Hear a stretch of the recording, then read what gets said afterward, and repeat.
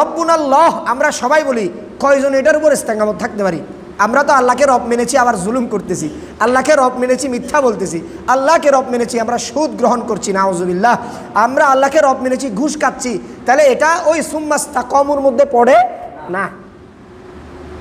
সুম্মাস্তাকামু মানে আল্লাহকে রব মানার পর, দ্বীন ইসলাম গ্রহণ করার পর এর সমস্ত হুকুম হাকামকে কি করতে হবে? মেনে নিতে হবে। সুম্মাস্তাকামু, সুতরাং রব্বুনাল্লাহ বললেই তাওহীদি জনতা হয়ে যায় না, সুম্মাস্তাকামু লাগবে। এখন সুম্মাস্তাকামু মানে রিসালাতের শানকে মেনে নিতে হবে, সাহাবিয়তের শানকে মেনে নিতে হবে।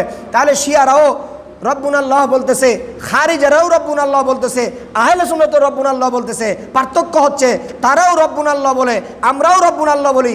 তারা সুম্মাস্তাকামু ইস্তেকামতের উপর নাই। তারা দ্বীন ইসলামের সব বিষয়কে মানে না, নিজের জন্য যেটা সুবিধাজনক সেটা মানে, বাকিটাকে ছেড়ে দেয়। আহলে সুন্নাত ওয়াল জামাত সর্বাবস্থায় নিজের জন্য এটা পক্ষে যাক বা বিপক্ষে যাক, সবসময় দ্বীন ইসলামের আহকামের উপর অটল থাকে।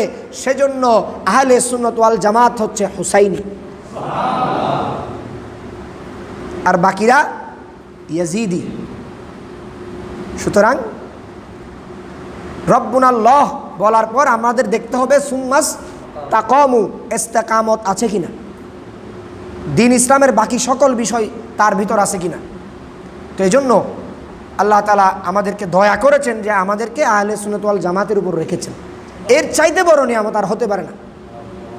আল্লাহ তাআলা আমাদেরকে এটার উপর অটল থেকে আশিকে রসুল হিসেবে, আশিকে আহলে বাইত এবং আশিকে সাহাবায়ে কিরাম হিসেবে দুনিয়া থেকে যাওয়ার তৌফিক নসিব করুন। সবাই বলি আমিন।